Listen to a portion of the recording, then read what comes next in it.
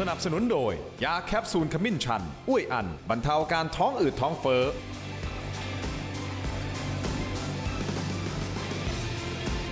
สวัสดีครับต้อนรับทุกท่านเข้าสู่รายการถกไม่เถียงนะครับคุณผู้ชมครับท่ามกลางดราม่ากระแสร้อนแรงนะฮะคลิปเสียงหลุดบ้างและล่าสุดก็มีแชทหลุดออกมานะครับบอกว่ากลุ่มอีลิทนะฮะมีการแชร์ข้อมูลบอกนะฮะส่งข้อความกันต่อบอกเฮ้ยถึงแม้เราจะไม่ชอบเสียหนูเนี่ยแต่ให้เลือกพรรคภูมิใจไทยเพราะว่ามีคนที่มีความรู้ความสามารถอย่างท่านสุภจีนะฮะท่านศรีศักดิ์รวมถึงท่านเอกนิติแน่นอนเปิดรายการมาเมื่อสักครู่นี้ท่านที่นั่งอยู่ในรายการให้เกียรติกับรายการเป็นอย่างสูงนะครับท่านรองนายกรัฐมนตรีและรัฐมนตรีว่าการกระทรวงการคลังนะครับดร.เอกนิติธันประภาสครับสวัสดีครับท่านรองนายกครับ สวัสดีครับ ขอบคุณที่ให้เกียรติรายการถกไม่เถียงนะครับ ครับยินดี อย่างนี้ ครับ ผมโปรยแบบนี้เพราะมันไม่ใช่แค่เรื่องของคลิปเสียงหลุดแชทหลุดนะครับยังมีประเด็นเรื่องของดิสนีย์แลนด์ซึ่งหลุดออกมาจากปากของคุณพิพัฒน์รัชกิจประการก็คือคนของพรรคภูมิใจไทยเพราะฉะนั้นวันนี้ดราม่าต่างๆหลากหลายเกิดขึ้นก็อยากจะให้ท่านช่วยเคลียร์กับเรานิดนึงนะครับแต่แน่นอนมุมของเศรษฐกิจ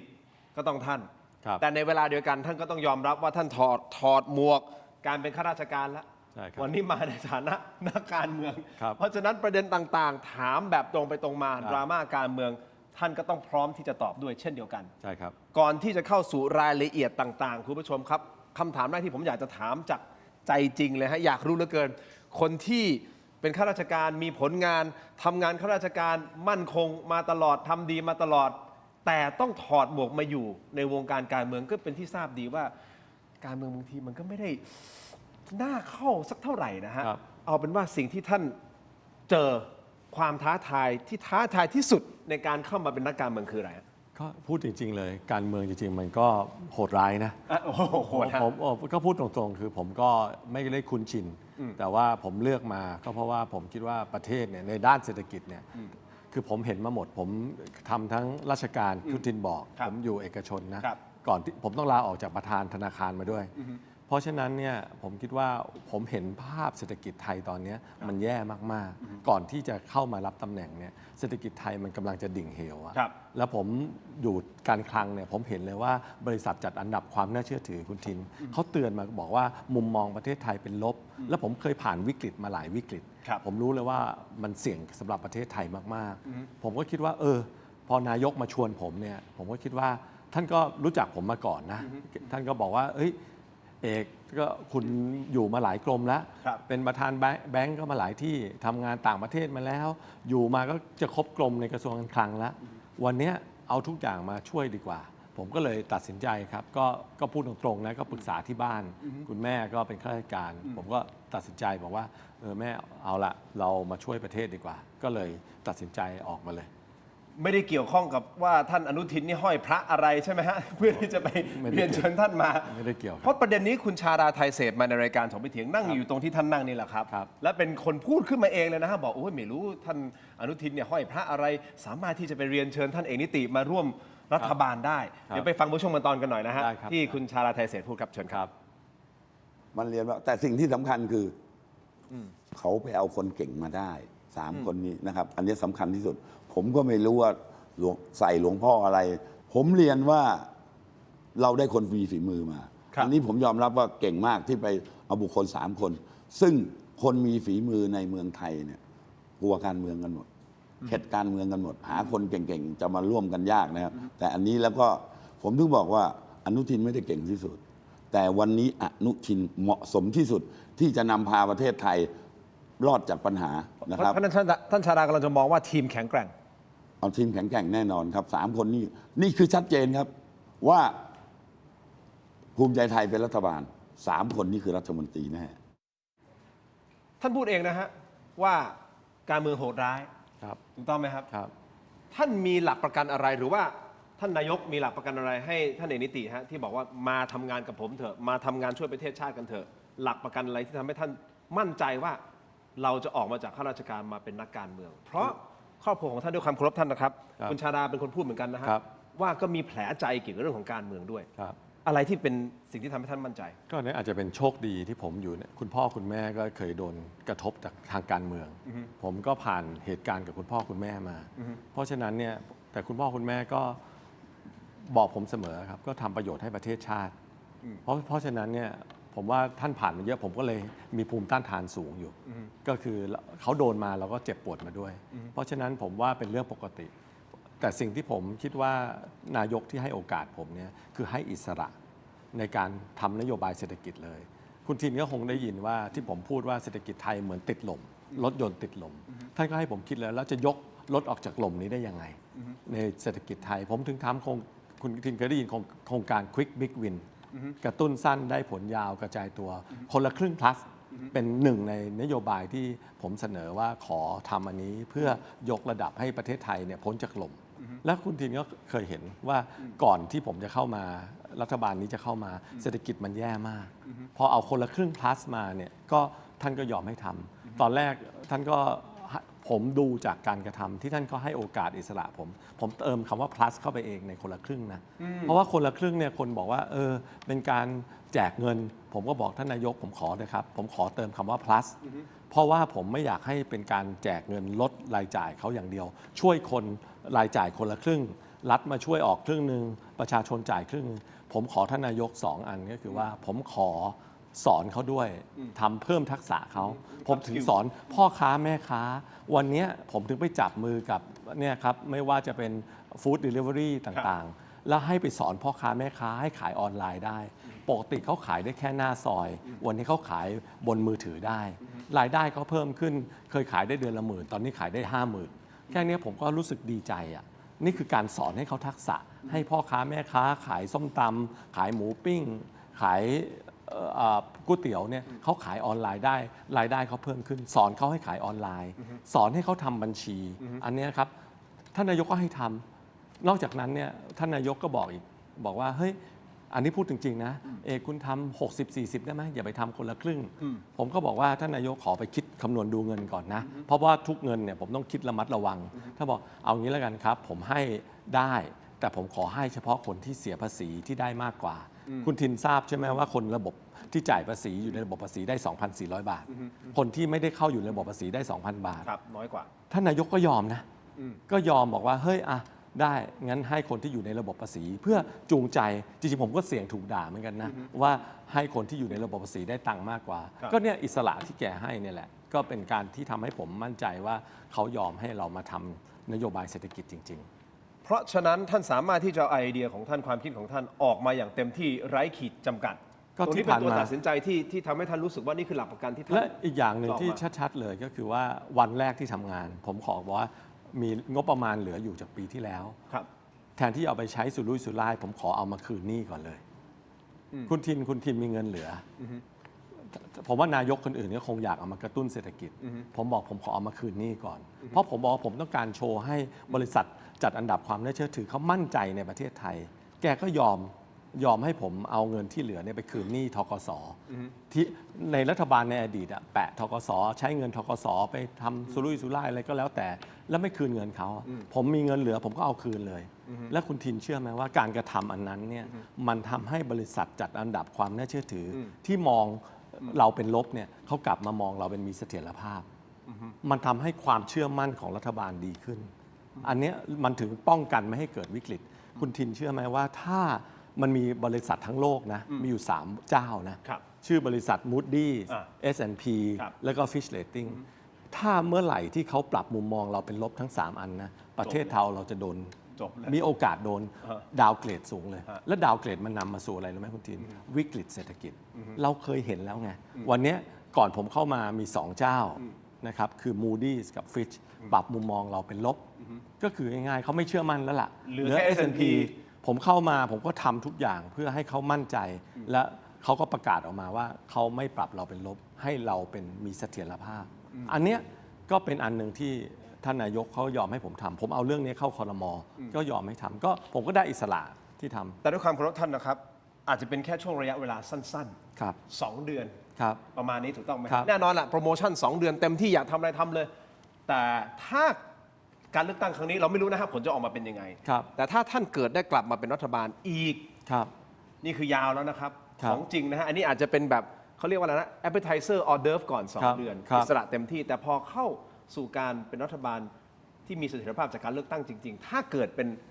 รัฐบาลของท่านนะผม ครับ ไม่รู้นะว่าใครจะชนะเดี๋ยว ครับ จะเอาผมชี้นำนะฮะเอาแต่ ครับ ว่า ครับ ถ้าเป็นอย่างนั้นจริงเนี่ยท่านไม่กลัวหรอกครับว่าสุดท้ายเนี่ยการเมืองมันจะกลับมากัดกินท่าน หรือว่ามาเล่นงานท่านอย่างที่ด้วยความเคารพคุณชาดาเป็นคนพูดเองนะว่าครอบครัวท่านเคยมีแผลเกี่ยวกับการเมือง เดี๋ยวฟังท่านชาดานิดหนึ่งไหมฮะว่าท่านพูดว่ายังไงเดี๋ยวมาฟังคุณเอกนิติฟังท่านชาดาก่อนครับ ถึงไปคุยเจรจากับท่านเอกนิติได้ ซึ่งท่านเอกนิติเนี่ยท่านครอบครัวท่านบอบช้ำกับการเมืองนะรู้ไหมรู้หรือเปล่า คุณรู้หรือเปล่า ว่าเขาบอบช้ำเพราะอะไรเขาบอบช้ำทางการ จาก เมือง คนที่ท่านตีตามมาตั้งแต่ นั่นแหละครับ ตอนต้น ผมไปให้พ่อเขาช่วยไม่ช่วยปุ๊บย้ายแม่เขาจากปลัดสำนักนายกไปไหนก็ไม่รู้ผมได้ยินแต่แว่วๆแต่จำไม่ได้ว่าเพราะนั้น ผมเชื่อว่าแม่เขาก็ไม่อยากให้ลูกเขายุ่งการเมือง แต่วันนี้เขามาแค่ตำแหน่งรัฐมนตรีคลังมาช่วยบ้านช่วยเมืองในสภาวะวิกฤตนะครับเขาถึงไม่เป็นแคนดิเดตนายก เพราะเขาเจ็บปวดกับการเมือง ท่านเอกนิติครับคำถามแรกสิ่งที่คุณชาดาพูดนี่จริงหรือเท็จหรือยังไงมันคงไม่ใช่เท็จหรอกแต่หมายถึงว่ามีความข้อเท็จจริงแค่ไหนอะไรยังไง เป็นอย่างนั้นจริงหรือเปล่าฮะ ครับ ว่าครอบครัวท่าน ใช่ครับ มีบาดแผลทางการ คือผมไม่เรียกว่าบาดแผลคุณพ่อก็เคยถูกทำร้ายทางการเมือง คุณแม่ก็เคยถูกทำร้ายทางการเมือง แต่ทุกคนก็เป็นคนตรงและยืนบนหลักการ ท่านก็ไม่ยอมหัก ท่านไม่ยอมงอ ท่านยอมหัก ก็จะย้ายคุณแม่ก็ย้าย คุณแม่ก็โดนย้าย ผมเองก็เคยโดนย้าย จริงๆชีวิตผมก็ผ่านพวกนี้มาหมดแล้ว เพราะฉะนั้นเนี่ยผมทนได้แต่ผมคิดว่าผมทำให้ประเทศ ผมมีหลักการ อันนี้ก็ตอบคำถามแรกที่คุณทินถามผมเมื่อกี้ว่าถ้าในอนาคตจะเป็นไง ผมก็ยังยึดหลักการผมก็คุณพ่อคุณแม่ก็ทำให้ผมเป็นตัวอย่าง ท่านก็ไม่ยอมงอ ท่านก็ยืนตรง เพราะฉะนั้นเนี่ยย้ายก็ย้าย คุณแม่ย้ายก็ย้าย ก็เช่นเดียวกัน ที่ผ่านมาผมก็เคยโดน ย้ายก็ย้ายก็ไม่เป็นไร เพราะว่าผมคิดว่าผมมาทำประโยชน์ให้ประเทศ ผมก็พร้อมที่จะทำให้ประเทศ เพราะฉะนั้นยืนอยู่หลักตรงนี้ ครับผม ใคร ก็ จะ ยัง ทำอะไรก็แล้วแต่ก็เรื่องของเขา ก็ผมมาตัดสินใจมาทำให้ประเทศแล้วอะครับ คือการจะทำให้ประเทศเนี่ยแม้มันจะต้องเจ็บปวด ผมการเมืองเนี่ยคุณทีนผมก็พูดตรงๆ ผมเองก็ถูกใส่ร้ายป้ายสี จริงๆ ครอบครัวก็บ่นนะครับ คุณแม่ผมก็ทราบก็เป็นห่วง ครับ เพราะว่าเนี่ยโดนใส่ร้ายป้ายสีเรารับราชการมา เราไม่เคยคิดโกงกินประเทศ ไม่เคยทำทุกอย่างให้ประเทศ คุณไปถามประวัติผมได้ ครับ เพราะฉะนั้นเนี่ยผมทำเพื่อประเทศมาถึงใส่ร้ายป้ายสีหาว่าผมไม่รู้จักใครอะไรเงี้ยซึ่งผมไปสอนหนังสือธรรมดา แล้วก็ใครก็มาถ่ายรูปกับผมได้ ก็หาว่าผมไปรู้จัก ซึ่งจริงๆผมไม่เคยคบหาสมาคม เพราะฉะนั้นเนี่ยไอ้ถูกทำใส่ร้ายป้ายสีแต่ไม่เป็นไรครับ ผมก็คิดว่าผมลาออกมาเพื่อผมอยากตั้งใจทำให้ประเทศจริง ๆ ผมเห็นว่าเศรษฐกิจไทยมันแย่จริง ๆ ผมถึงตัดสินใจลาออกมา ครับ แล้ววันเนี้ยที่ผมมีโอกาสได้ทำผมก็ดีใจนะครับ ทั้ง 73 วันที่ผมทำมาเนี่ยแค่ผมได้ยกให้เศรษฐกิจไทยมันฟื้นขึ้น ครับ ผมไปเจอชาวบ้านแล้วเจอคุณลุงคุณป้าที่ยิ้มแย้มว่าตอนคนละครึ่ง plus มันดีขึ้น ผมไปเจอคนที่เข้าไปเรียนเพิ่มทักษะ แล้วเขารู้สึกว่าเขารายได้ดีขึ้น วันนี้เขายังขายออนไลน์มากขึ้น แม้โครงการคนละครึ่ง plus หมดแล้ว มันก็คือการให้เบ็ดให้เขาไปตกปลาให้เขาขายของออนไลน์เป็น วันนี้ไม่มีคนละครึ่ง plus รายได้เขาผมไปให้เขาเช็คข้อมูล ก็ยังขายได้เพิ่มขึ้นอยู่ จากเดิมเขาขายของที่ปากซอยขายของตลาด วันนี้เขาขายออนไลน์ ผมก็ดีใจ เพราะฉะนั้นอันเนี้ยครับผมคิดว่าผมตัดสินใจลาออกมา ผมก็ไม่เสียใจ แล้วก็ผมก็ไม่ได้ลาออกมาเพื่อผมแก้แค้นใครงั้นไอ้คลิปที่ไปออกมาเนี่ยผมก็ถามบอกแม่เห็นคลิปหรือยังโอ้ยคนส่งมาให้คุณแม่ดูหมด แม่บอกโอ้ยแม่อภัยไปตั้งแต่ชาติที่แล้ว คือคุณแม่ไม่ได้คิดถึงความโกรธความแก้แค้นเลย ผมก็เรียนรู้พูดจริงๆก็เรียนรู้จากเขาอะครับ เพราะฉะนั้นผมผ่านมาหมดแล้วครับ ก็เราในเมื่อเราตัดสินใจเข้ามาอยู่การเมืองก็ต้องยอมรับ โอเค แต่ว่าเราก็ต้องเข้มแข็งก็ต้องสร้างจิตใจให้เข้มแข็งมากขึ้น ก็ทราบว่าคงต้องโดนอะไร คราวนี้มันมีแชทนะฮะที่พี่ดนัยเอกมหาสวัสดิ์กับคุณอมรรัตน์นะฮะในรายการของเจาะลึกทั่วไทย Inside Thailand นะฮะขออนุญาตพูดถึงนะครับ พอดีเขามีการเปิดแชทมาเป็นแชทเขาบอกอ้างว่าเป็นกลุ่มอีลิทกลุ่มอีลิทคือกลุ่มชนที่มีกำลังซื้ออะไรกันแล้ว แต่ที่จะไปนิยามนะฮะคำว่าอีลิทเนี่ยมีการส่งข้อความมาบอกว่าเนี่ยตอนนี้ต้องเลือกภูมิใจไทยนะถึงแม้เราจะไม่ชอบเสียหนูสักเท่าไหร่เสียหนูหมายถึงคุณอนุทินนะครับ แต่มีคนที่มีความรู้ความสามารถมาทำงานหนึ่งในชื่อนั้นก็คือท่านเอกนิตินี่แหละเพราะฉะนั้นเราจะต้องเลือกภูมิใจไทยแล้วก็มีไล่ยาวนะฮะบางข้อความที่มันอยู่ในแชทนี่นะคุณผู้ชมเดี๋ยวเราจะมาเปิดกัน ครับ ท่านรู้สึกยังไงกับตรงนี้นั่นหมายความว่าอะไรฮะหมายความว่า3ท่านมีท่านเอกนิติท่านศิรศักดิ์ กับท่านสุภชีเป็นคนแบกภูมิใจไทยและรัฐบาลทั้งหมดรู้สึกงั้นหรือเปล่าพักสักครู่ครับช่วงหน้ากลับมาติดตามครับ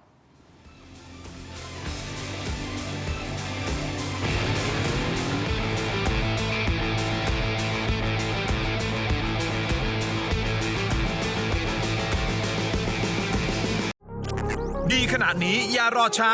สายเกม สายลงทุน สาย AI สายเทคต้องไม่พลาด ลดราคาพิเศษให้ทันที 2,000 บาท BrainTech Tri Screen จอเสริมอัจฉริยะ เปลี่ยนโน้ตบุ๊กธรรมดาให้ทำงานพร้อมกันได้ถึง 4 จอ ดีไซน์พับเก็บง่าย พกพาสะดวก มี 2 รุ่นให้เลือก 17,900 บาทสำหรับรุ่น 14 นิ้ว และ 19,900 บาทสำหรับรุ่น 16 นิ้ว สั่งซื้อออนไลน์ได้แล้ววันนี้เพียงค้น BrainTech Tri Screen หรือ Advice ทุกสาขาทั่วประเทศ BrainTech Tri Screen where thinking meets technology สวัสดีครับ ผมชัยพัฒน์สีทองนะครับผู้จัดการฝ่ายไปรษณีย์เขต 8 เราได้ช่วยชุมชนในการนำสินค้านะครับที่ชุมชนผลิตนะครับเข้าสู่การจำหน่ายผ่าน thailandpostmart.com นะครับ อยากจะฝากสินค้าของชุมชนบ้านปากน้ำปากพญาให้กับพี่น้องนะครับที่อยู่ทั่วประเทศไทยนะครับช่วยกันสนับสนุนช่วยกันอุดหนุนนะครับโดยผ่านไปรษณีย์ไทยนะครับเพื่อที่จะให้ชุมชนได้เกิดความยั่งยืน ลูกชิ้นปลาสมัยก่อนเนี่ยก็จะเป็นลูกชิ้นปลาที่มีกลิ่นคาวของเราไม่คาวแล้วก็ได้รสชาติของปลาเราผลิตตรงนี้แล้วเนี่ยเราก็อยากจะแปรรูปบ้างเราก็เลยมองเป้าไปที่สินค้าเก่าในตลาดเก่าก็คือลูกชิ้นปลาทอดมันปลาก็เลยเป็นจุดกำเนิดของทางลูกชิ้นที่เกิดขึ้นในบริษัทแมนนีฝากสินค้าของแมนนีเรานะครับอยู่ในใจของผู้บริโภคทุกท่านสั่งซื้อทาง Thailand Postmart นะครับ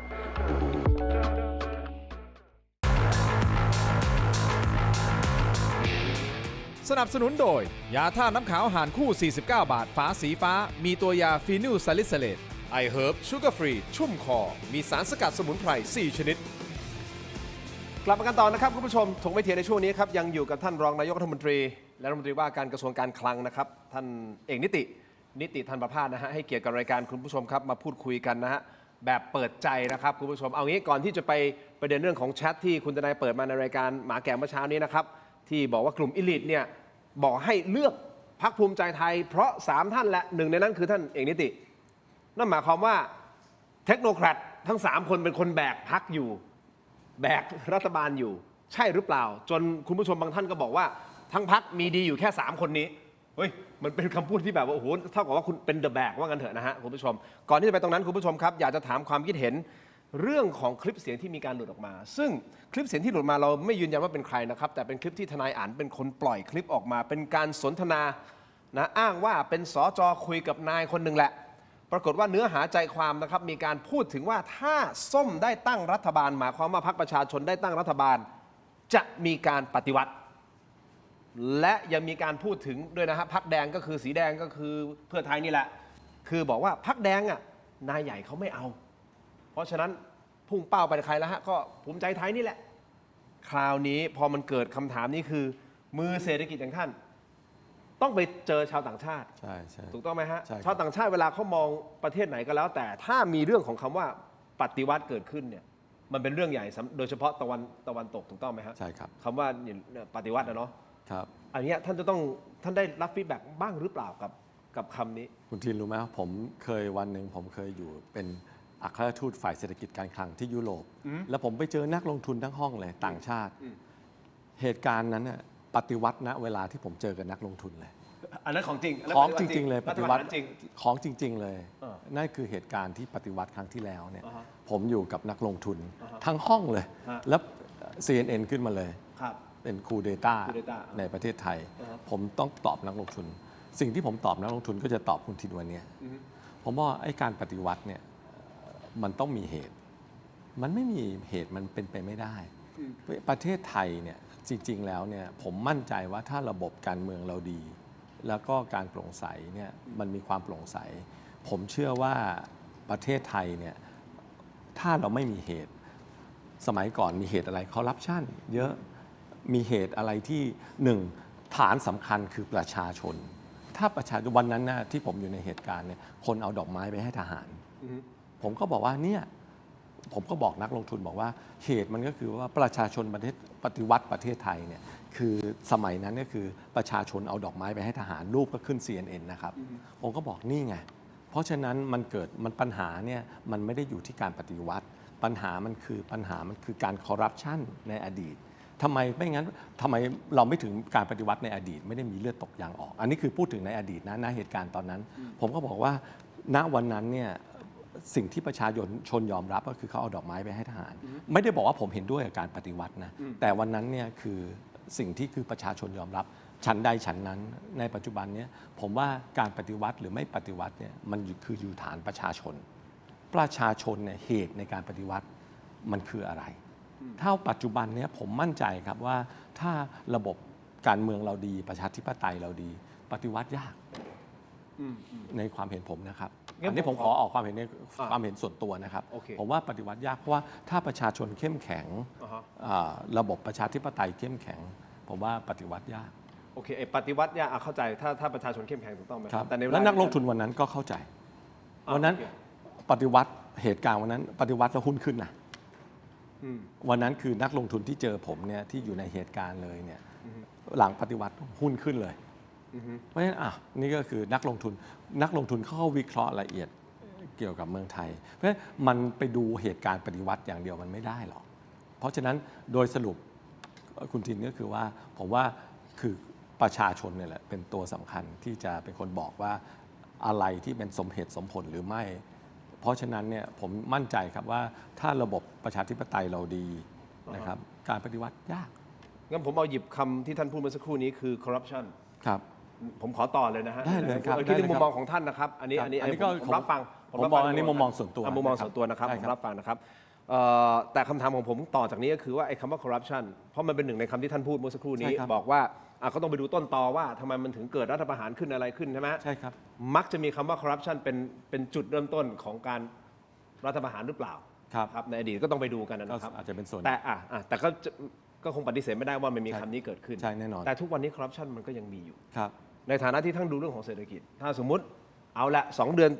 170 กว่าวันที่ท่านผ่านมาถูกต้องไหมครับอันนี้คือเริ่มต้นอาจจะเป็น appetizer แต่ถ้าเกิดได้เป็นรัฐบาลจริงๆเต็มรูปแบบ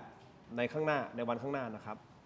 ปัญหาเรื่องของ corruption ตรงนี้ครับท่านมองว่ามันควรจะแก้ยังไงในประเทศใช่ครับผมเนี่ยความเห็นผมนะครับคอร์รัปชันเนี่ยอันที่1ผมเชื่อในระบบความโปร่งใสสิ่งที่คุณทินคงพอทราบว่าในช่วงอดีตที่ผ่านมาผมเอาดิจิทัลมาทำเยอะมากในการปฏิรูปหน่วยงานต่างๆที่ผมไปอยู่ผมถึงคิดว่าวิธีการดีที่สุดต้องเปิดเผยข้อมูลให้ประชาชนเห็นวิธีการก็คือเอาดิจิทัลมาใช้เอา Data มาเปิดความหมายก็คือข้อมูลสมมุติว่าจัดซื้อจัดจ้างของภาครัฐข้อมูลต่างๆเนี่ยผมเชื่อว่าถ้าเราเปิดให้เห็นเนี่ยมันจะเกิดประโยชน์มากคนก็จะเอาง่ายๆเอาแสงสว่างมาส่องครับมันก็จะเห็นเชื้อโรคได้เยอะทุกวันนี้เราใช้องค์การตรวจสอบอย่างเดียวมันไม่พอต้องเอาเปิดแสงสว่างคือเปิดข้อมูลให้เห็นระบบการจัดซื้อจัดจ้างทั้งหลายอันนี้คืออันที่1นะครับอันที่2สิ่งที่ผมเคยทำจริงๆผมเคยอยู่สำนักงานคณะกรรมการนโยบายรัฐวิสาหกิจเพราะฉะนั้นการลงทุนขนาดใหญ่เนี่ยเขามีข้อตกลงคุณธรรมผมเอาภาคเอกชนมาร่วมด้วยนะเขาเรียก integrity pact ก็เอาเอกชนมาร่วมด้วย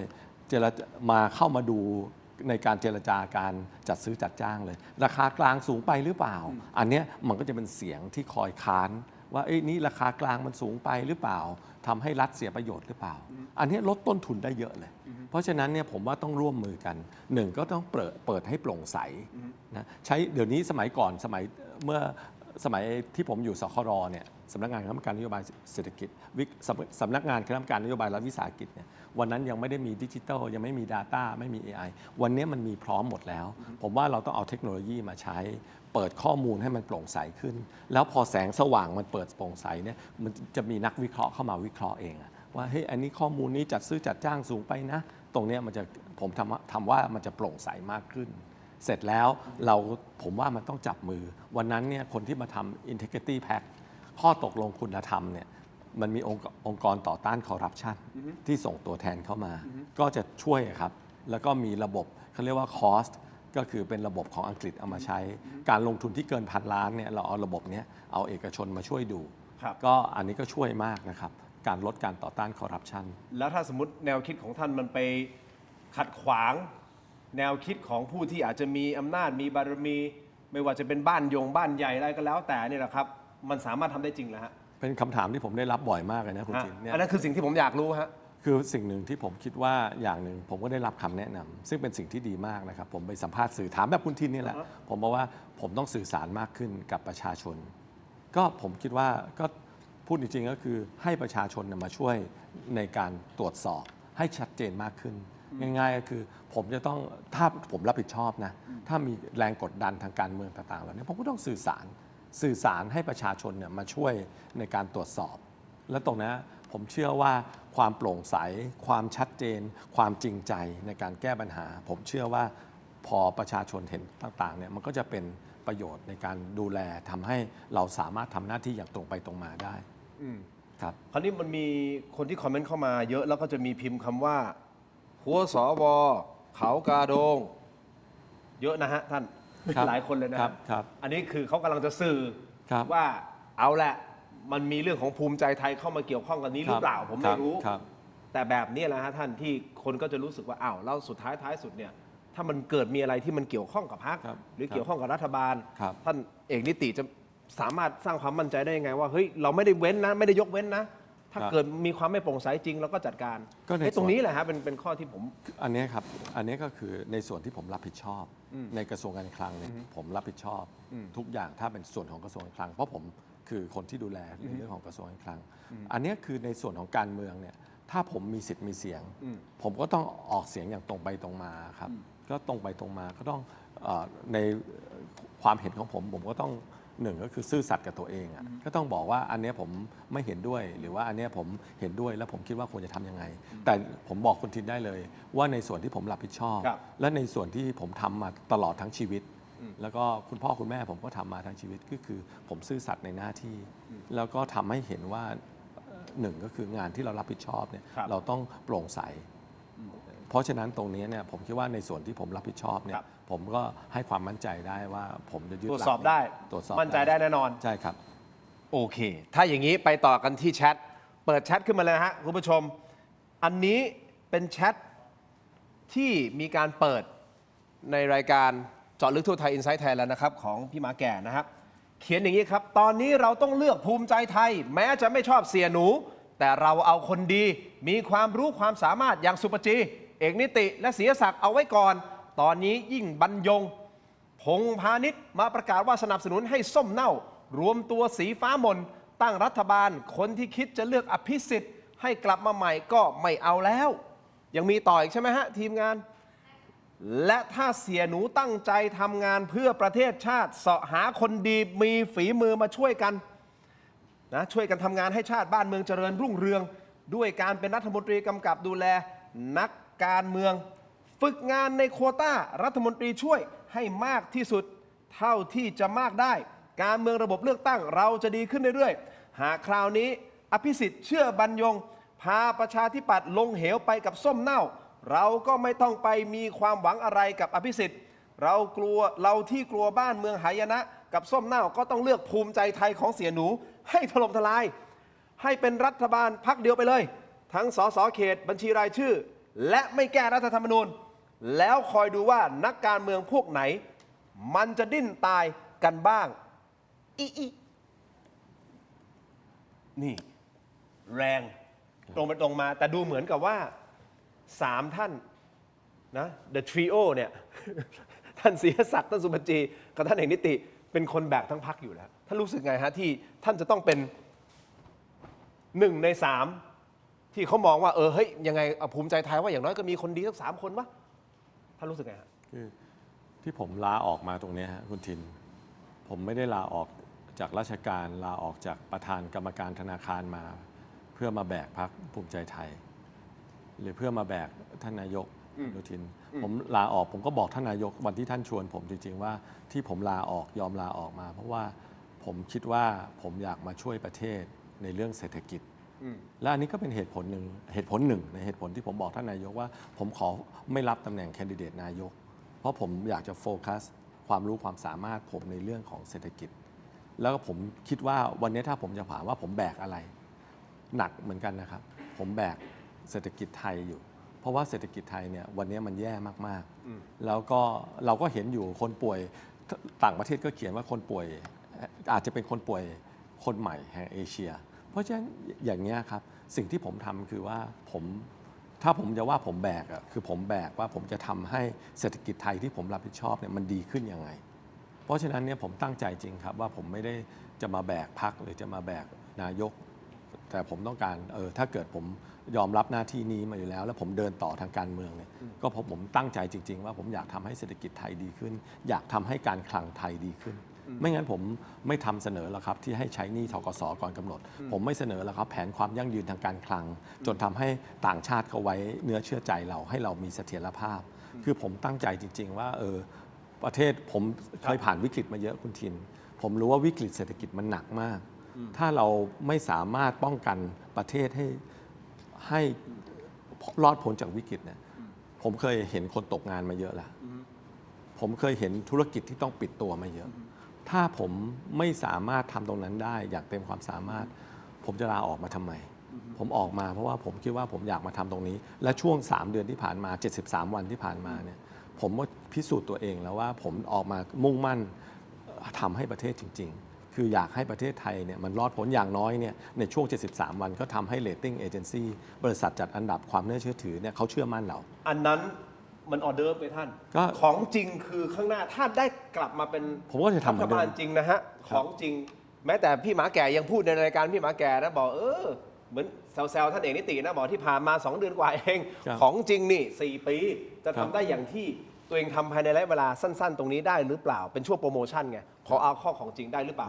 ไม่ได้อย่างไร อันนี้เราไม่รู้ถูกต้องไหมครับ ครับ แต่ ก็ผมว่าคนเดิมความตั้งใจเดิม โอเค แล้วก็ อ่ะ แล้วผมก็รับสภาพว่าก็ในเมื่อเราเข้ามาการเมืองอยู่แล้วอะ อ่าฮะ ก็รับสภาพแล้วผมก็ตั้งใจทำเต็มที่ ก็ทำเต็มที่จนสุดความสามารถ เมื่อไหร่เขาไม่ให้ทำก็จบ มีอีกคำถามหนึ่งที่ผมเชื่อว่านักการเมืองจะไม่ค่อยกล้าตอบ แล้วจะเลี่ยงตอบเรื่องนี้ เพราะว่ามันเป็นเรื่องเซนซิทีฟมาก โดยเฉพาะคนที่ดูเรื่องของเศรษฐกิจการคลังอะเรื่องของแวดถ้าผมจะถามท่านแบบตรงไปตรงมาว่า ถ้าได้กลับมาเป็นรัฐบาลในครั้งหน้าในครั้งต่อไปที่จะเกิดขึ้นเนี่ยแวดที่มีการคุยกันเหลือเกินถกเถียงกันมาเนี่ยเดี๋ยวจะ 10% บ้างเดี๋ยวจะเท่าไหร่หรือจะขึ้นหรือไม่ขึ้น บางคนก็ไม่กล้าพูด เพราะว่ากลัวคะแนนจะเสีย แต่ท่านเอกนิติจะกล้าตอบผมหรือเปล่าคุณผู้ชมครับว่าตกลงถ้าได้กลับมาเป็นรัฐบาลจะขึ้นแวดหรือไม่อย่างไรขึ้นไม่ขึ้น เพราะอะไรและขึ้นเท่าไหร่ถ้าขึ้น พักสักครู่ ช่วงหน้ากลับติดตามครับยังมีประเด็นของดิสนีย์แลนด์ด้วยนะฮะที่ท่านพิพัฒน์ราชกิจประการเป็นคนพูดออกมาว่ามีแนวคิดว่าถ้าเราจะทำดิสนีย์แลนด์ในประเทศไทย มันจะดีไม่ดีอย่างไร ปรากฏว่าเป็นดราม่าร้อนแรงในโลกสังคมออนไลน์ ท่านเอกนิติมีความคิดเห็นอย่างไรกับดิสนีย์แลนด์ในประเทศไทยพักสักครู่ช่วงหน้ากลับมาติดตามครับ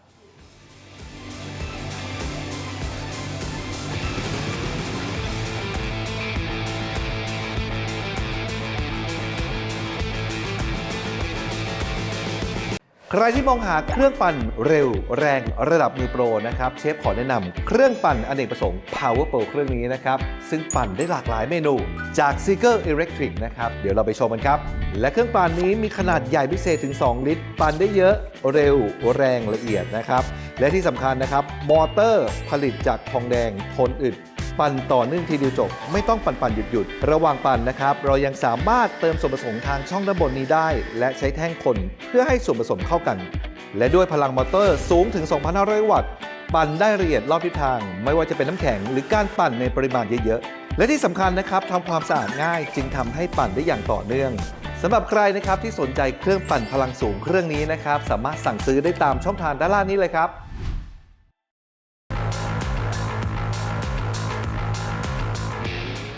สนับสนุนโดย Lift Up Your Life สร้างสรรค์ความสุขให้ชีวิต Seagull Electric กลับมากันต่อนะครับรายการโทรไม่เถียงในช่วงนี้ครับยังอยู่กับท่านรองนายกรัฐมนตรีและรัฐมนตรีว่าการกระทรวงการคลังนะครับท่านเอกนิตินะฮะคุณผู้ชมครับพูดคุยกันต่อเลยนะฮะประเด็นที่นักการเมืองมักจะไม่ค่อยกล้าพูดเท่าไหร่นะฮะโดยเฉพาะในเรื่องของเศรษฐกิจก็คือเรื่องของการขึ้นหรือไม่ขึ้นแวดท่านฮะแวด 7% หลายคนก็บอกว่าให้ 7% ต่างประเทศเนี่ยเขาไปไกลแล้วนะใช่ไหมฮะ ครับ อย่างไทยยังติดอยู่ที่ 7% มันไม่ยอมขึ้น เพราะว่านักการเมืองไม่กล้าพูด ไม่กล้าทำเพราะว่าจะเสียคะแนนจากประชาชน ท่านมองเรื่องนี้อย่างไร และท่านมีแนวคิดไหมครับ ในอนาคตว่าถ้าเป็นรัฐบาลแล้วจะขึ้นแบบ ก็ที่ผ่านมาครับในแผนความยั่งยืนทางการคลังคุณทินคงเห็นแล้ว สิ่งหนึ่งที่ต่างชาติเขาเชื่อมั่นเราก็เราทำแผนให้ชัดว่าเราจะทำยังไง ในแผนเนี่ยเขียนไว้ชัดนะครับว่า เมื่อไหร่ที่เศรษฐกิจเติบโตเต็มศักยภาพ เมื่อนั้นคือเศรษฐกิจต้องโตก่อนนะเป็นเงื่อนไข เราก็ควรถึงเวลาที่จะต้องขึ้นแวดเพราะฉะนั้นเนี่ยง่ายๆก็คือว่าเราต้องทำให้เศรษฐกิจไทยโตก่อนเพราะว่าคนมีรายได้มากขึ้น ครับ เมื่อคนมีรายได้มากขึ้น ธุรกิจรวยขึ้น ทุกคนนะครับก็มีหน้าที่ที่ต้องเสียภาษี ก็จะแบ่งการเสียภาษีมา เราจะได้มีเงินมาพัฒนาประเทศ มาดูแลประเทศไทยเนี่ยครับเราเนี่ยทุกวันนี้เรามีปัญหาอะไรรู้ไหมครับ ก็เพราะว่าเราต้องใช้เงินเยอะมาก เพราะฉะนั้นถ้าเราไม่มีรายได้เพียงพอเราต้องดูแล สิ่งที่เขียนไว้ในแผนความยั่งยืนทางการคลังนะครับก็คือ1เมื่อเศรษฐกิจโตทำให้รายได้คนรายได้ธุรกิจรายได้ประเทศโตขึ้น เต็มศักยภาพเมื่อไหร่แวดควรจะขึ้นและค่อยๆทยอยขึ้น และสิ่งที่รายละเอียดที่ลงไปในอนาคตก็คือว่ารายได้ที่เพิ่มขึ้น ควรจะกลับเข้าไปสู่ให้กับช่วยคนที่เขาเดือดร้อน ไม่ว่าจะเป็นในเรื่องของการออมนะครับมันมีต้นแบบอย่างที่ญี่ปุ่นทำต้นแบบที่ญี่ปุ่นทำก็คือว่ารายได้ที่เพิ่มขึ้นจากแวดที่เพิ่มขึ้น เราเอากลับมาช่วยคนออมให้เป็นเงินออมของคน ช่วยคนยากไร้ให้ออมง่ายๆรายได้ที่เพิ่มขึ้นกลับไปในบัญชีของแต่ละคน เป็นบัญชีของแต่ละคนเลย อันนี้คือสิ่งที่ถ้าเมื่อไหร่เศรษฐกิจเราโตนะครับเราสามารถจะดูแลคนได้ทั่วถึง และประเทศไทยเป็นสังคมผู้สูงอายุ ญี่ปุ่นเนี่ยเป็นต้นแบบเลยครับเขาเอาเงินที่รายได้จากขึ้นเนี่ยเอาเข้ากลับไปสู่ในการออมของคนแต่ละคนเลย คุณทินก็จะมีบัญชีการออมแล้วก็จะได้เงินตรงนี้เป็นการออมเมื่อคุณทินแก่ อย่างเงี้ยครับประชาชนก็จะรู้สึกว่าได้ประโยชน์จากสิ่งที่ขึ้นมา แต่วันนี้ผมพูดตรงๆคุณทินครับวันนี้เศรษฐกิจไทยที่มันโตขนาดนี้โต 2% เนี่ยมันยังโตต่ำกว่าศักยภาพเราวันนี้เศรษฐกิจไทยต้องพูดตรงๆวันนี้มันยังไม่พร้อมแต่ในแผนเนี่ย เท่าไหร่ฮะถึงจะถือว่าโตเต็มที่เพื่อที่จะขึ้นแวดได้ ศักยภาพเศรษฐกิจไทยเนี่ยที่โตเต็มศักยภาพก็คือ 3% ประมาณนะครับ นี่คือเต็มศักยภาพ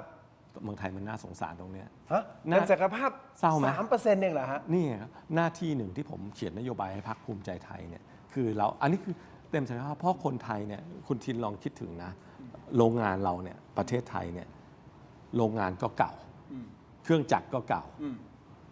คนไทยที่ทำงานในโรงงานนะก็เป็นคนไทยที่สูงอายุเพราะฉะนั้นเนี่ยเราผลิตของออกมาเนี่ยมันถึงผลิตของออกมาได้น้อย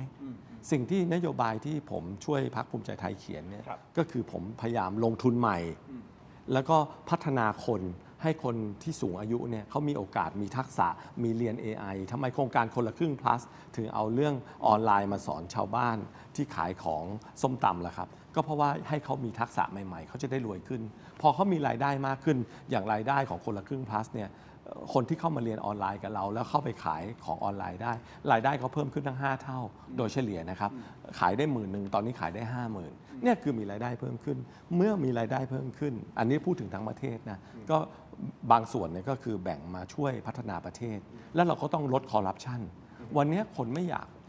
เสียภาษีเพราะอะไรเพราะรู้สึกว่าไอ้เงินที่เสียมาแล้วเขาไม่ได้รับประโยชน์คุณทินรู้ไหมว่าเหตุผลทำไมคนละครึ่ง plus ถึงให้คนที่อยู่ในระบบภาษีเนี่ยได้รับเงินมากกว่าคุณทินได้2,000ใช้คนละครึ่ง plus ไหมครับ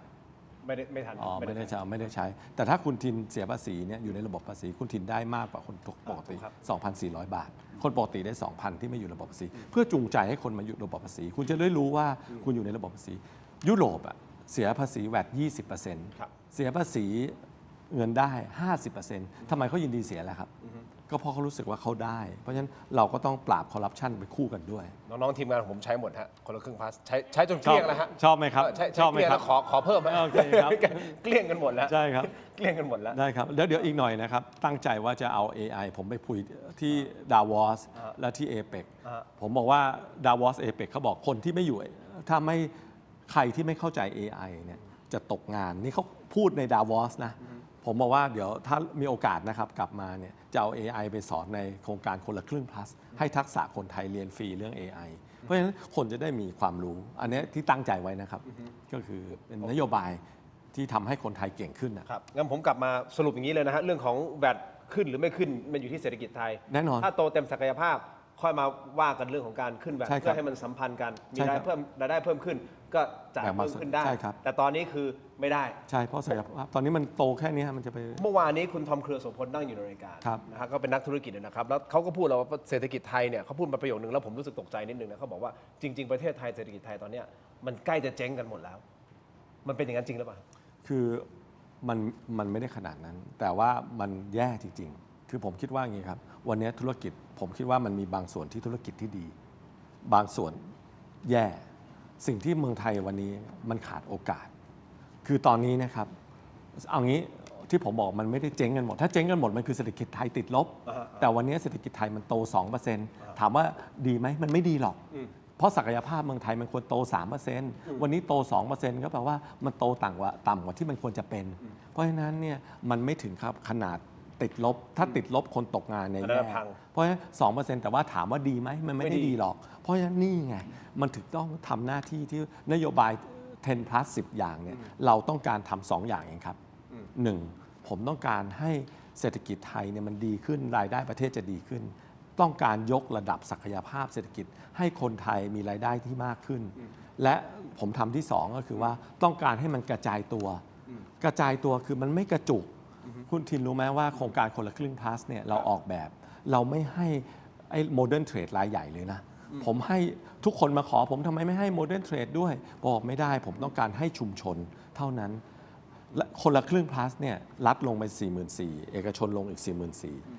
88,000 ล้าน คุณทินรู้ไหมกระจายไปทั่วประเทศ ผมไม่ให้โมเดิร์นเทรดเลยนะ ให้เฉพาะพ่อค้าแม่ค้ารายย่อย อยู่ในกรุงเทพเนี่ยแค่ 15% ที่เหลือกระจายหมดนะ เพราะฉะนั้นตลาดต่างจังหวัดเนี่ยจังหวัดคนที่ขายออนไลน์นะจันทบุรีอันดับ 1 อันดับ 2 หนองบัวลำพูเคยไปเปล่าไม่แน่ใจ ผมไม่เคย หนองบัวลำพูเป็นจังหวัดที่ยอดรายจ่ายเพิ่มขึ้นอันดับ2อะเนี่ยคือการกระจายตัว เพราะฉะนั้นเนี่ยหน้าที่ผมเนี่ยคือทำให้เศรษฐกิจไทยดีขึ้น รายได้ประเทศดีขึ้น รายได้คนไทยดีขึ้น และทำให้กระจายตัวให้ทั่วถึงนะครับ ได้ครับ ท่านนายกรัฐมนตรีเคยพูดบนเวทีปราศัยบอกว่าจะทำให้คนไทยนั้นรวยจนไม่ไหวแล้วไม่มีที่เก็บเงินแล้ว ท่านเอกนิติจะเป็นคนนั้นที่จะทำให้เรารวยจนไม่มีที่เก็บเงินแล้วหรือเปล่าคุณผู้ชมไปออนไลน์ของเราตอนนี้นะครับเทโรดิจิทัลใน YouTube นะฮะ Facebook ถกไม่เถียงสแกนเคอร์โค้ดหน้าจอตรงนี้นะครับเดี๋ยวไปพูดคุยกับท่านเอกนิติต่อนะฮะรวมถึงประเด็นดิสนีย์แลนด์ด้วยอันนี้ผมอยากรู้เหลือเกินดิสนีย์แลนด์ที่ท่านพิพัฒน์ราชกิจประการเป็นคนพูด ตรงนี้หรือเปล่าครับดิสนีย์แลนด์จะสามารถสร้างรายได้ให้กับประเทศชาติได้หรือเปล่า แล้วมันจะเกิดขึ้นในไทยได้หรือเปล่า ติดตามในช่วงของออนไลน์นะครับสำหรับทีวีตรงนี้นะครับขอบคุณท่านรองนายกมากนะครับขอบคุณมากครับ ขอบคุณครับ เจอกันในออนไลน์ครับถกไม่เถียงสวัสดีครับ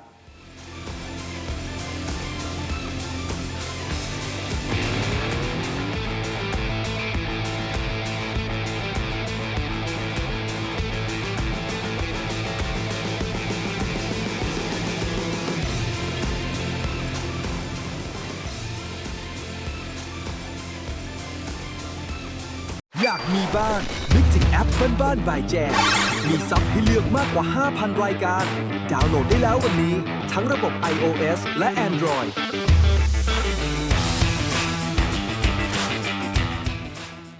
เข้าใจเลยวันนี้กล้าพูดเสียงดัง วันนั้นมาพูดเสียงแก๊กนิดหน่อย เพราะว่ากูจะได้เป็นนายกหรือเปล่าวะแล้วพอมันพูดไม่ได้ พี่น้องก็ไม่ค่อยมีความมั่นใจ วันนี้นายกรัฐมนตรีมาพูดกับท่านครับ เป็น2 เดือนกว่าทำได้ให้กับพี่น้องเยอะแยะ ถ้าเป็น4 ปีรับรองว่าจะทำจนพี่น้องบอกพอแล้วรวยไม่ไหวแล้วไม่มีที่เก็บตังค์แล้วนะครับ เชื่อเถอะครับพวกผมทำได้ รวยจนไม่มีที่เก็บเงินแล้วคุณผู้ชมฮะถกไม่เถียงในช่วงของออนไลน์นะครับยังอยู่กับท่านรองนายกรัฐมนตรีและรัฐมนตรีว่าการกระทรวงการคลังนะครับดร.เอกนิติธันประภาสให้เกียรติกับรายการคุณผู้ชมที่ชมรายการอยู่โหวตกันเข้ามาหน่อยนะครับเราถามว่าถ้าให้เอกนิติมาคุมเศรษฐกิจคุณเชื่อมั่นหรือไม่อย่างไรนะเชื่อมั่นไม่เชื่อมั่นขอคิดดูก่อนนะครับก็โหวตกันเข้ามาหน่อยนะครับคุณผู้ชมครับแต่ที่สำคัญคลิปเมื่อสักครู่นี้นะฮะรวยแล้วโทษนะฮะท่านเอกนิติท่านนายกได้มาปรึกษาก่อนไหมฮะก่อนที่ท่านจะพูดประโยคนี้บนเวทีเพราะมันเรื่องใหญ่นะฮะเพราะประชาชนเนี่ยแม้แต่ทีมงานน้องๆก็ยังบอกเลยอยากจะเป็นอย่างที่ท่านนายกพูดอยากจะรวยจนไม่ไหวแล้วได้ปรึกษาก่อนแล้วก่อนที่จะพูดเรื่องนี้ ก็คือผมเอางี้เลยกว่าผมเนี่ยในฐานะที่เป็นรองนายกเศรษฐกิจแล้วก็รัฐมนตรีคลังเนี่ยความตั้งใจผมอย่างหนึ่งคืออยากจะทำให้ประเทศไทยเนี่ยคนมีรายได้มากขึ้นก็คือคนรวยขึ้นนั่นแหละแล้วก็ให้มันกระจายเข้าไปผมถึงทำนโยบาย 10 plus เนี่ยก็คือทั้งคนตัวเล็กตัวน้อยมนุษย์เงินเดือนแล้วก็ทำในเรื่องของคนผู้สูงวัยทำให้ผู้สูงวัยก็มีรายได้มากขึ้นแล้วก็ทำให้ SME คนตัวเล็กตัวน้อย SME ที่หารายได้ลำบากเนี่ยหาเช้ากินค่ำเนี่ยเขามีรายได้มากขึ้นแล้วก็ตัวในเรื่องชุมชนผมไปต่างจังหวัดมานะคุณทินผมไม่เจอผมเศร้ามากเลยผมไปเจอคุณยายเลี้ยงหลานอยู่เนี่ยผมรู้สึกว่าแล้วพ่อแม่ไปไหนพ่อแม่มาหางานที่กรุงเทพผมบอกทำไมเมืองไทยต้องเป็นอย่างนั้นผมเลยทำโครงการชุมชน plus อยากให้รายได้ในจังหวัดมันโตมากขึ้นเพราะฉะนั้นหลักการเดียวกันนะคือผมอยากทำให้ภาษาท่านนายกอาจจะใช้ภาษาหาเสียงท่านก็ต้องบอกให้คนไทยรวยขึ้นสำหรับภาษาผมเนี่ยคือผมอยากให้คนไทยเนี่ยมีรายได้มากขึ้นก็คือการทำให้มีรายได้มากขึ้นเนี่ยก็คือผมต้องทำไมนโยบายของพรรคภูมิใจไทยที่ในเรื่องเศรษฐกิจที่ผมเขียนเนี่ยผมถึงเน้นเรื่องทักษะเราถึงมีการศึกษาเท่าเทียม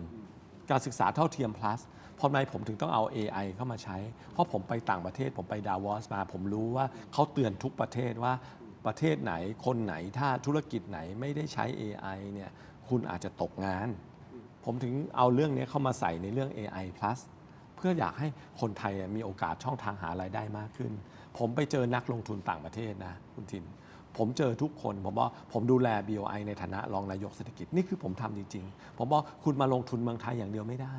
ผมต้องขอให้คุณเนี่ยมาช่วยสอนคนไทยเอาทักษะใหม่ๆเนี่ยคนไทยเข้ามาลงทุน Data Center เยอะเลยนะมาทำ Data Center AI ที่เราถามคำถามเนี่ยน้อง Chat GPT น้องอะไรทั้งหลายเนี่ยมันไม่ได้ตอบมาอย่างนี้มันตอบมาจากข้อมูลทั้งหลายข้อมูลตั้งอยู่ที่เมืองไทยผมบอกว่าต้องมาสอนให้คนไทยให้เราสามารถเข้าถึงตรงนี้ได้ง่ายขึ้นเข้าถึง AI ได้ถูกลงแล้วก็ทำให้สอนคนไทยให้มาวิเคราะห์พวกนี้ใช้ข้อมูลพวกนี้เขาจะได้เอาไปหารายได้ได้มากขึ้นเอาที่เห็นชัดๆเดี๋ยวผมไปเจอผู้บริหาร TikTok ผมพูดเลย TikTok ก็มาลงทุนทำ Data Center เมืองไทยผมบอก TikTokวันนี้ TikTok ช่วยให้คนไทยเนี่ยไปตามชุมชนต่างๆนะอันนี้เป็นนโยบายที่ผมขอเลยก็ขอให้ไปช่วยเด็กไทยเนี่ยเก่งมากนะมีเขาเรียกมีความคิดสร้างสรรค์มาก creativity สูงมากแล้วขายผมบอกช่วยเอาของในชุมชนไทยเนี่ยที่ผลิตที่เมืองไทยเนี่ยขายออกไปต่างประเทศให้เดี๋ยวนี้นะบอกขายต่างประเทศคนไทยพูดภาษาอังกฤษไม่ได้พูดจีนไม่ได้ AI มันแปลหมดเพราะฉะนั้นเนี่ยเราเอาเทคโนโลยีมาช่วยให้คนไทยรวยขึ้นเนี่ยคือเป็นวิธีการที่ผมพยายามที่จะทำคือให้ทักษะเขาอ่ะผมไม่อยากให้ปลาผมต้องให้เบ็ดไปด้วยก็คือให้เขาตกปลาได้เนี่ยก็คือสิ่งที่ผมว่าจะรวยขึ้นไงเนี่ยคือความตั้งใจจริงๆครับโอเคงั้นผมขอไปเพราะว่าเดี๋ยวคือท่านรองนายกมีภารกิจต่อเนื่องนะครับเดี๋ยวผมขอเข้าสู่คำถามต่อไปเลยเรื่องของดิสนีย์แลนด์ผมว่าอันนี้เป็นประเด็นที่มีการพูดคุยกันในโลกออนไลน์ค่อนข้างเยอะเลยนะครับคุณผู้ชมครับเป็นกระแสวิพากษ์วิจารณ์อย่างหนักในโลกออนไลน์นะครับเกี่ยวกับนโยบายการสร้างดิสนีย์แลนด์ในประเทศไทยคุณผู้ชมหลังจากที่คุณพิพัฒน์รัชกิจประการนะครับรองนายกรัฐมนตรีว่าการกระทรวงคมนาคมนะฮะแล้วท่านก็เป็นขุนพลทางภาคใต้นะของพรรคภูมิใจไทยนะครับท่านก็เปิดเผยถึงแนวคิดการพัฒนาโครงการดิสนีย์แลนด์ไทยแลนด์นะโดยระบุเป็นเมกะโปรเจกต์ที่มีความเป็นไปได้จริงไม่ใช่การขายฝันนะฮะไปฟังเสียงบางช่วงบางตอนครับคำว่าดิสนีย์แลนด์นะครับคือผมคิดว่าประเทศไทยเรามีความพร้อมประเทศไทยเราขาดอะไรคือครับเราขาดสวนสนุกที่เป็นมาตรฐานระดับโลกโอกาสมีแล้วทำไมไม่ทำในอดีตรัฐบาลที่แล้วบอก Entertainment Compact เฮ้ยมันต้องมีคาสิโนแต่คำว่า Entertainment Compact ที่ผมกำลังพูดถึงไม่มีคำว่าคาสิโนแต่เราจะมีความพร้อมของสวนสนุกความพร้อมของศูนย์การค้าเรามีความพร้อมของสนามฟุตบอลแบบมาตรฐาน 80,000 ที่นั่งใส่ไปในพื้นที่ EC โดยเฉพาะดีที่สุดคืออะไรครับจังหวัดชลบุรีซึ่งอยู่ใกล้กับสนามบินอุตภเปาแต่ก็ไม่จำเป็นต้องรัฐต้องเป็นผู้ลงทุนเราสามารถเชิญให้นักลงทุนในลักษณะของการลงทุนแบบ PPP ผมเชื่อว่ามันเกิดขึ้นไม่ได้ยากซึ่งผมมั่นใจเลยนะครับว่าถ้าเรามีการเชิญชวนผู้ลงทุนมีมากมายนี่คือเป็นการสร้างงานสร้างอาชีพสร้างรายได้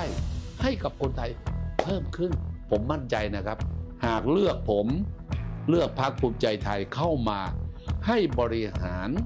และเป็นแกนนำในการจัดตั้งรัฐบาลในการเลือกตั้งวันที่ 8 กุมภาพันธ์ 2569 สิ่งเหล่านี้เกิดขึ้นแน่นอนครับพรรคภูมิใจไทยพูดแล้วทำพิพัฒน์ยัดได้ ชลัดก็ยัดได้ครับ อย่างนี้นะฮะท่านเอนิติด้วยความเคารพนะครับ จริงๆอ่ะถ้าพูดถึงดิสนีย์แลนด์แล้วก็อยู่มาเป็นนะฮะหลายสิบปี แล้วก็เป็นขวัญใจนะเด็กๆ แม้แต่ผู้ใหญ่เองใช่ไหมเราก็จะมีความผูกพันกับดิสนีย์แลนด์เพราะฉะนั้นการที่จะมาพูดแบบนี้แล้วมันกลายเป็นว่าเฮ้ยมันเป็นความหวังหรือเปล่าที่ประเทศไทยจะมีดิสนีย์แลนด์นะครับปรากฏว่ามีอินฟลูเอนเซอร์นักธุรกิจชื่อดังนะฮะก็คือคุณอูนชนิสราวงดีประสิทธิ์ก็มีการโพสต์คลิปบางช่วงบางตอนแสดงความคิดเห็นกันในสิ่งที่คุณพิพัฒน์พูดไปนะครับบอกว่าไม่อยากให้เกิดความหวังลมแรงๆเหมือนที่เคยเกิดขึ้นกับประเทศเพื่อนบ้านไปฟังบางช่วงบางตอนที่เธอพูดครับ พอมาพูดเรื่องดิสนีย์แลนด์ที่จะมาเปิดประเทศไทยที่เป็นข่าวทุกสำนักใหญ่ๆก็คือลงว่าไฟเขียวแน่นอนดิสนีย์มาไทยแน่นอนประเทศไทยคอนเฟิร์มแล้วรัฐบาลไทยคอนเฟิร์มดิสนีย์คอนเฟิร์มหรือยังเราก็อยากให้กลับไปอ่านข่าวใช่ไหมก็จะมีคอมเมนต์เขียนว่าแหมพอเป็นประเทศไทยอันนี้ก็ติอันนี้ก็ไม่ได้ดูถูกประเทศตัวเองทำไมล่ะไม่อยากให้มีดิสนีย์ประเทศไทยหรอนู่นนี่ใครไม่อยากให้มีดิสนีย์ประเทศตัวเองบ้างนี่ถ่อมาถึงอเมริกาถ่อไปฝรั่งเศสถ่อไปจีนถ่อไปญี่ปุ่นฮ่องกงทุกปีเนี่ยแพงแต่งตัวก็ยากหนาวก็หนาวใครจะไม่อยากให้มีในประเทศตัวเองอยากซื้อเมิร์ชเผลอๆเป็นไลเซนซี่ได้ขายของในปาร์คใครจะไม่อยากอยู่ข้างๆดำช็อปไร้สาระทุกคนอยากให้มีที่ในประเทศไทยหมดที่เขาเอามาพูดกันเพราะว่าไม่อยากให้มีข่าวที่ไม่จริงถ้าไม่มีการคอนเฟิร์มเพราะว่ามันเขินเพราะประเทศเพื่อนบ้านมันเคยเกิดมาแล้วที่แบบว่าประกาศว่าจะมีแน่นอนพอไม่มีปุ๊บมันแหกหน้าคนอื่นเขาเนี่ยคุณผู้ชมคุณท่านเอกนิติฮะคุณอูนเขาเป็นแฟนคลับตัวยงของดิสนีย์แลนด์ดิสนีย์ด้วยนะครับเธอเลยออกมาพูดแบบนี้นะฮะว่ากลัวเขินก็ท่านไม่คอนเฟิร์มคุณพิพัฒน์ก็ตอบกลับนะแต่เป็น Facebook Post นะครับก็ท่านก็พูดประมาณนี้แหละครับบอกว่าตอนสื่อมาสัมภาษณ์ไม่เคยใช้คำว่าไฟเขียวนะครับมีแต่ใช้คำว่าทำได้จริงพร้อมหารือศึกษาสารฝันนะฮะและอื่นๆนะครับไม่มีทางที่จะใช้คำว่าไฟเขียวแน่นอนเอาแหละอันนี้ก็คือมุมมองที่ท่านโพสต์ออกมาเพื่อที่จะบอกว่าเขาไม่ได้ไฟเขียวนะท่านไม่ได้ไฟเขียวแต่ว่ามันมีโอกาสเป็นไปได้สามารถทำได้ผมถามคุณเอกนิติเลยนะครับว่าถ้านี่ถือว่าเป็นเมกะโปรเจกต์ใหญ่นะถ้าสมมติดิสนีย์แลนด์จะไปหรือ Universal Studio ที่จะมาสร้างในประเทศไหนก็แล้วแต่มันมีผลกระทบทางเศรษฐกิจแน่นอนใช่ครับเมกะโปรเจกต์แบบนี้มันเกิดขึ้นในไทยได้ไหมฮะแล้วควรจะเกิดขึ้นในไทยไหมคือผมว่าหนึ่งเกิดขึ้นได้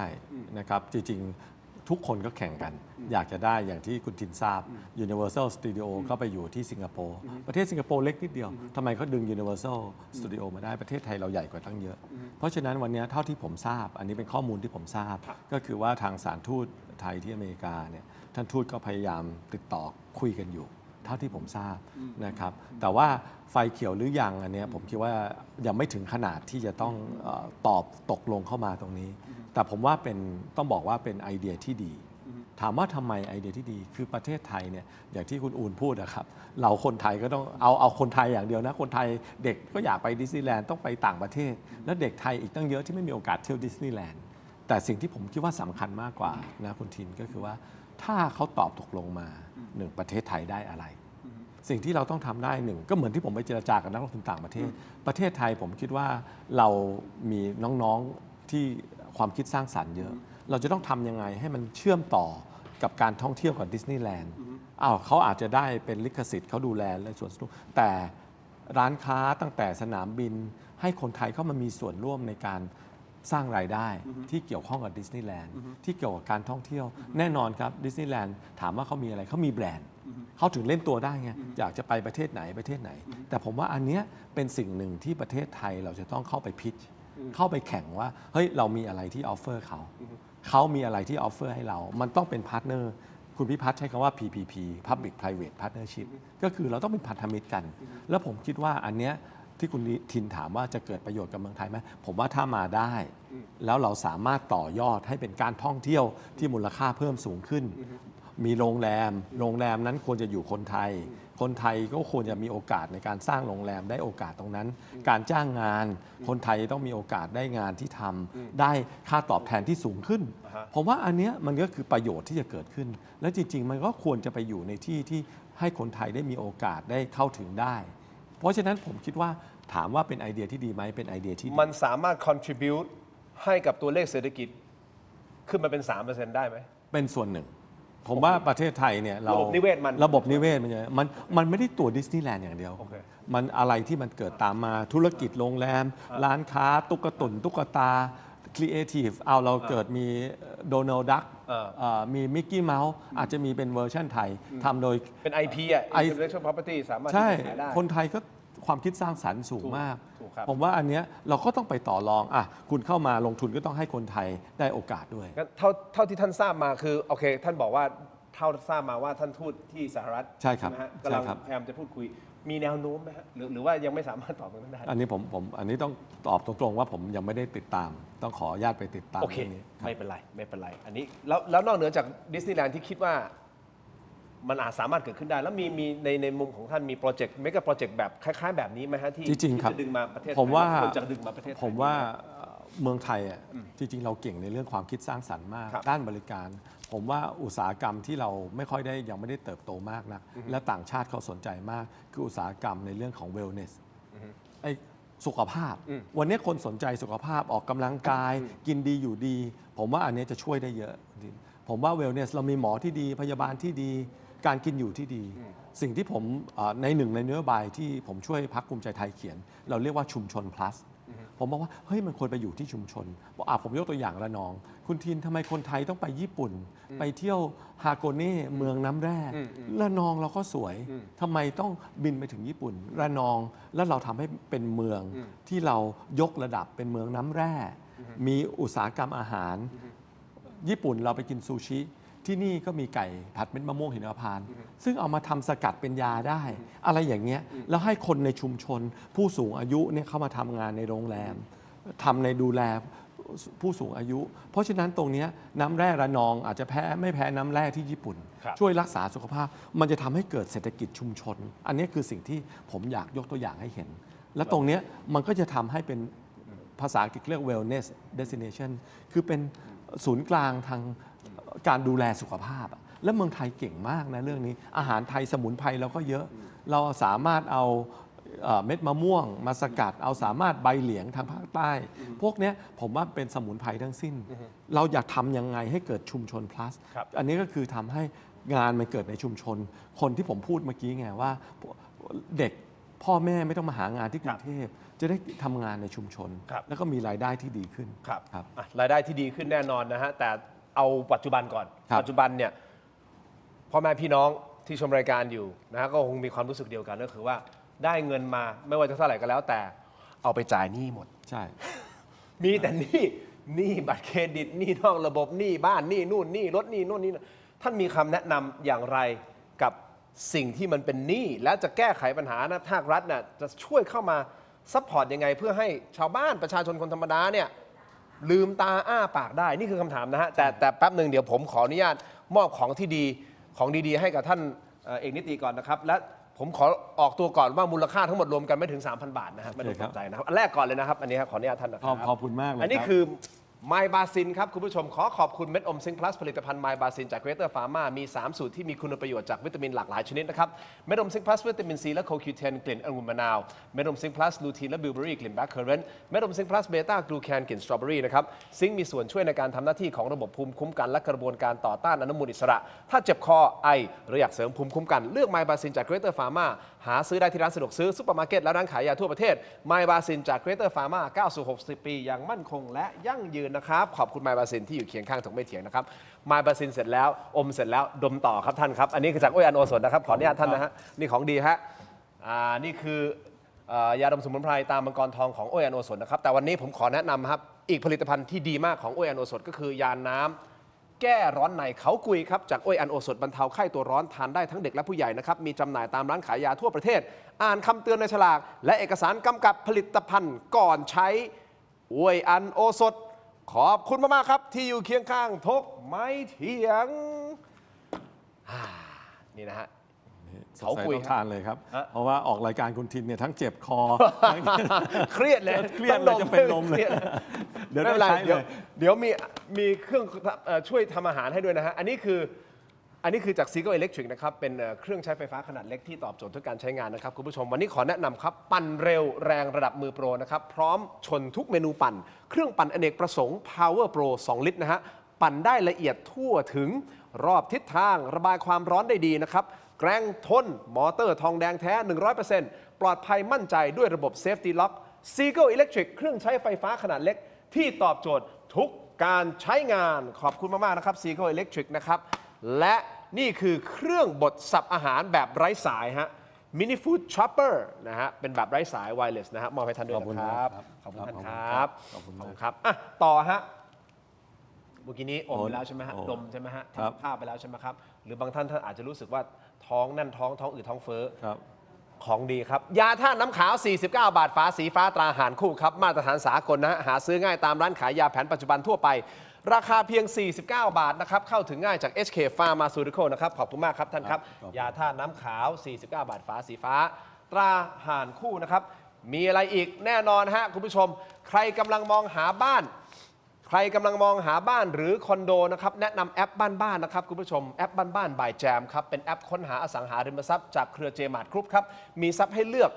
กว่า 5,000 รายการนะครับบ้านคอนโดทำเลดีลดสูงสุดถึง 15% ใช้ง่ายครับค้นหาตามงบและทำเลนะครับได้ทันทีเลย และนัดดูทรัพย์ผ่านแอปได้ฟรีนะครับใครที่กำลังหาบ้านดีทำเลโดน ราคาถูกนะฮะโหลดแอปบ้านๆแอปบ้านๆนะครับติดเครื่องไว้เลยตอนนี้นะฮะดูรายละเอียดเพิ่มเติมได้ที่ Facebook ถกไม่เถียง Facebook และ YouTube ของ Tero Digital นะครับแอปบ้านๆนะครับอันนี้คือเครือเจมาร์ทกรุ๊ปนะครับมีทรัพย์ให้เลือกมากกว่า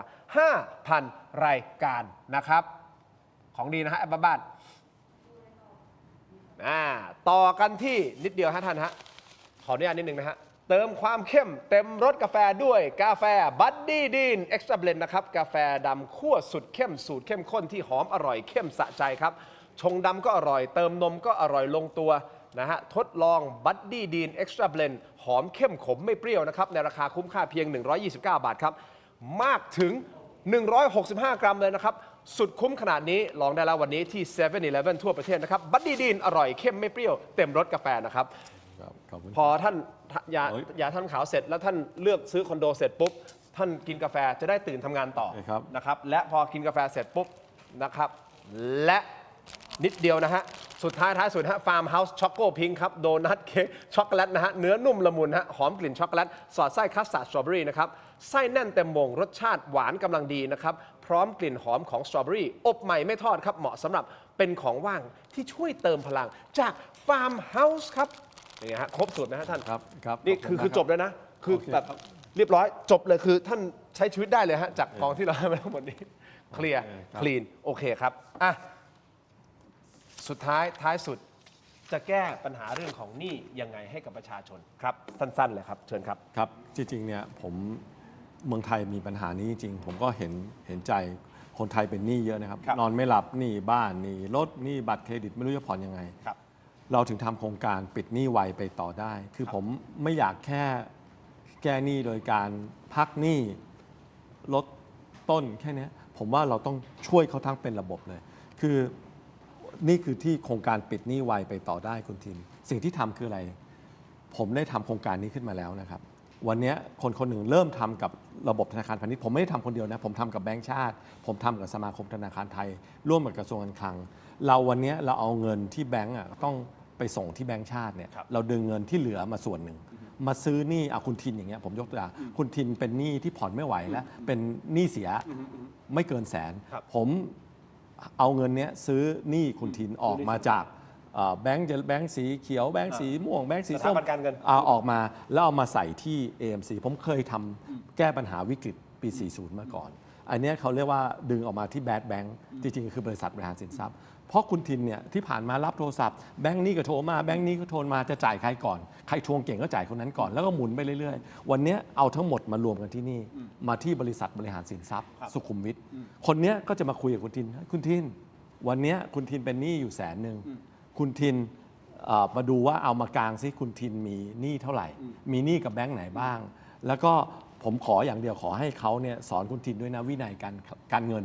ว่าคุณทินเนี่ยใช้มือถือทั้ง2-3 เครื่องใช้ไปทำไม2-3 เครื่องเอาเหลือเครื่องเดียวไหมลดรายจ่าย ให้สอนเรื่องความรู้ทางการเงิน แล้วมาคุณทินไหวเท่าไหร่ มาดูฐานะคุณทินมีหนี้130,000ไหวไหมปิดจบเลยก็ดูฐานะคุณทินแล้วก็ปิดจบคราวนี้คุณทินปิดจบไม่พอนะสมมติ 30,000 ปิดจบเสร็จคุณทินบอกเอาแล้วผมกลับไปผมจะไปมีชีวิตยังไงผมโดนใบแดงที่บูโรอยู่ผมก็อันนี้ก็ไปคุยกับต้องเครดิตบูโรเขาต้องขอบคุณเขาก็ตกลงกันว่าใครเข้าโครงการนี้เนี่ยคุณจะไม่ติดใบแดงก็เพราะฉะนั้นคุณทินจะบอกว่าไปกู้ใหม่ได้นะแต่ว่าคุณทินก็ต้องมีวินัยกู้แบบไปกู้เพื่อประกอบอาชีพ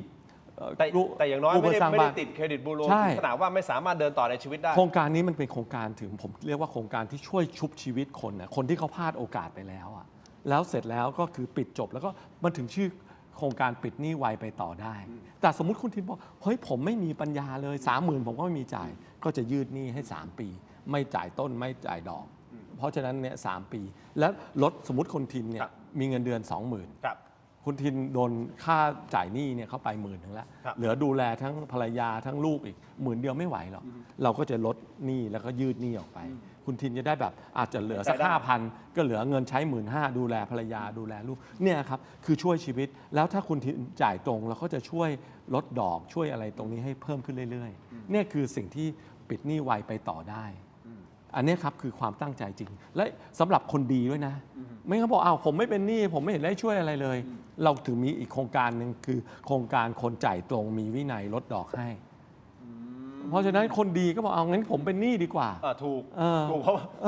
คนเป็นหนี้ที่ไม่ยอมจ่ายกับการได้รับการช่วยเหลือมากกว่าการนี้ต้องมีระบบที่ดูแลว่าคุณก็ต้องเป็นคนดีจริงนะจ่ายตรงนะมีวินัยก็ลดดอกให้เนี่ยครับก็เป็นโครงการอันนี้ทำได้ทันทีแล้วป่ะฮะใช่ครับทำแล้วด้วยครับ